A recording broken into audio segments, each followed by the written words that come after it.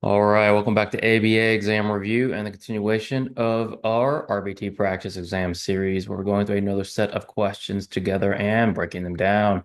If you're new to the channel, welcome. If you're turning, welcome back. Please like and subscribe. Check out btexamreview.com for all of our study materials, including our combo pack. When you pass your exam, let us know so we can include you in the Sunday shout out. Work hard, study hard. Let's get going. A manager at a call center wants to track how many customer calls each employee answers throughout the day. The manager collects data on every single call handled by the employees from 9 a.m. to 5 p.m. Which measurement method is the manager using?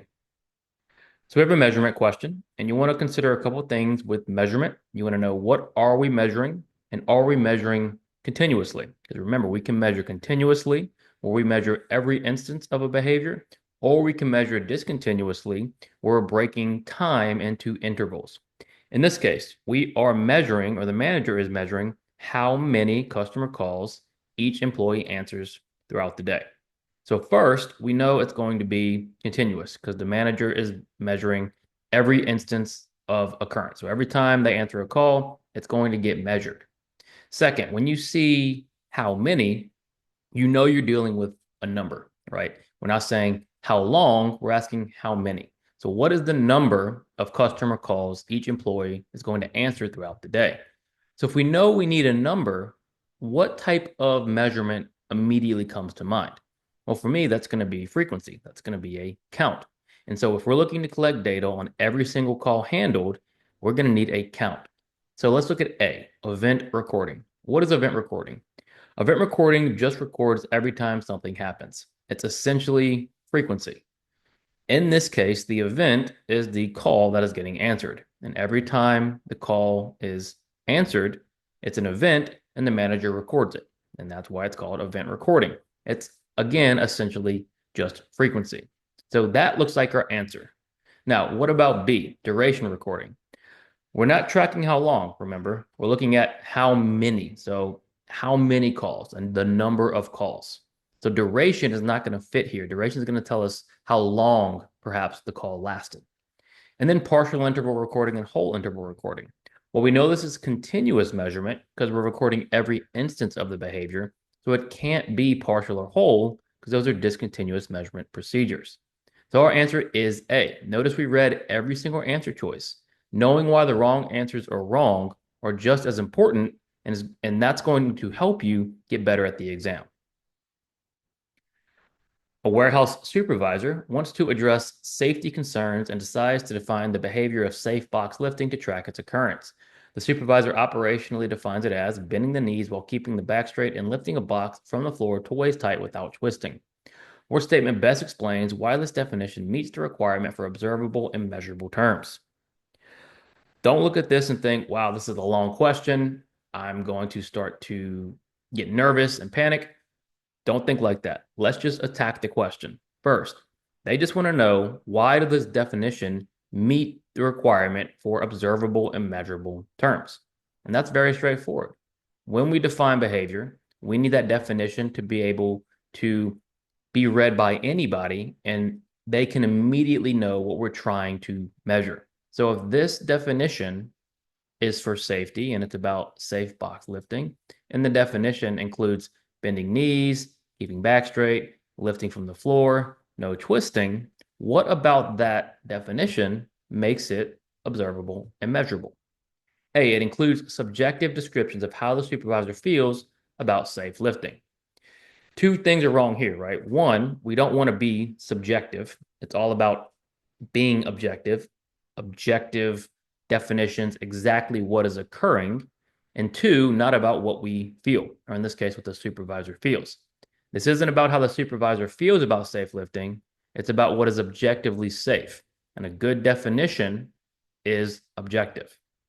B, it details specific visible actions that can be counted each time they occur. Yes, we need a definition that we can use over and over again. And each time we use that definition, we're measuring the same exact thing. In this case, it's very specific, they're visible, and we can count it every time it happens. C, it only focuses on the non-responses. Some definitions will include a non-response, which is an example of what we wouldn't explain. This does not have a non-response, right? It's just describing what we're measuring. Non-responses in definitions or behavior descriptions are good because it's going to help you technicians like yourself identify what doesn't count, but there's no non-responses here, so C is out. D, it requires an expert opinion to confirm if the lift was done safely. Well, no, anybody can read this definition and immediately know if the knees are bent, if back is straight, if they lift the box from the floor to waist height and they don't twist. That's a safe lift. That's a good definition. So, what meets the requirement? B, it details specific visible actions that can be counted each time they occur.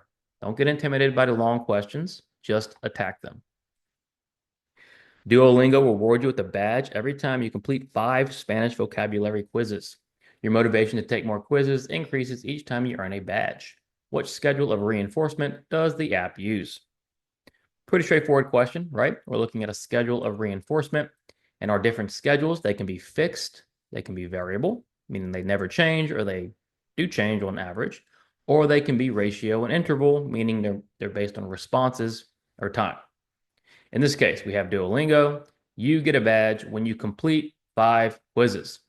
So first, are we looking at a ratio or interval schedule? Is it based on number of responses or is it based on time? Well, you have to complete 5 quizzes. It doesn't talk about how long you worked, how long the quizzes lasted. You just need 5 quizzes. That's going to be a ratio. Second, is that schedule ever changing? Well, no, it says every time you complete 5 quizzes, you get reinforced. So is that fixed or variable? Well, that's going to be fixed. Let's look at A, fixed interval. Well, we know it's fixed, but it isn't an interval schedule because it's not based on time. What about B, variable interval? Well, we know it's fixed and a ratio because it's not changing and it's based on responses, so B is out. C, fixed ratio. We know it's fixed because every time you complete 5 quizzes, and it's a ratio because it's based on responses. So C looks like our answer. And then D, variable ratio. Well, again, it's fixed, not variable. So our answer here is C, fixed ratio. Now, once you get better and better, obviously you're going to get quicker. But when we're practicing, breaking it down like this is going to help conceptualize and make these ideas concrete for you. During a visit to a cafe with a client who is learning social skills, your client shows interest in the muffins that are available. You proceed to prompt them to ask the cashier about the muffins and praise them for engaging in appropriate conversation. What part of the scenario makes this naturalistic teaching? So we have a naturalistic teaching question, also known as incidental teaching. With naturalistic teaching, what are we doing? We're taking advantage of naturally occurring situations to teach something. It's just like that. And to be natural, it has to be truly natural. We're not contriving it. We're not scripting it. We're not controlling it. We're letting it happen. So what part of this scenario makes it naturalistic? Because you're at a cafe with a client and they're learning social skills. That's your target. So if you're in the situation, you know what you're targeting. You have to look for opportunities to teach what you want. The client shows interest in the muffins and you prompt them to ask the cashier about the muffins. So what have you done?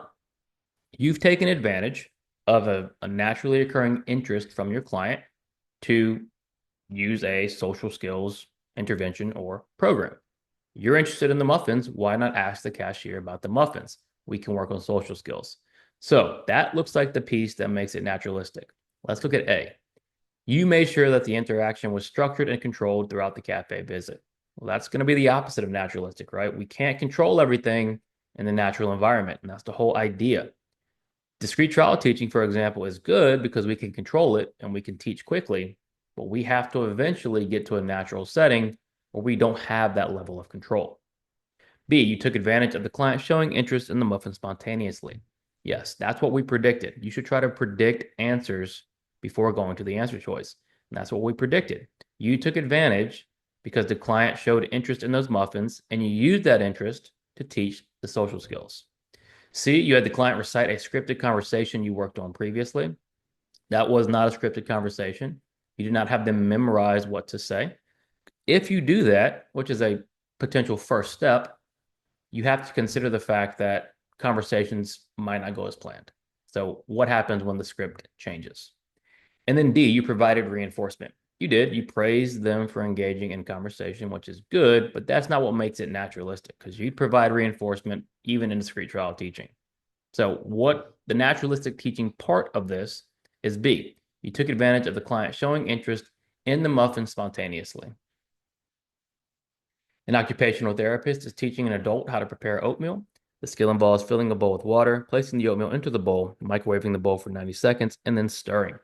How would a backwards chaining procedure begin for this task chain? So we're thinking about a backwards chaining procedure and how it would begin. What is the first step in backwards chaining? We're going to prompt through the skill and require that the last step be done independently. That's how a chain begins.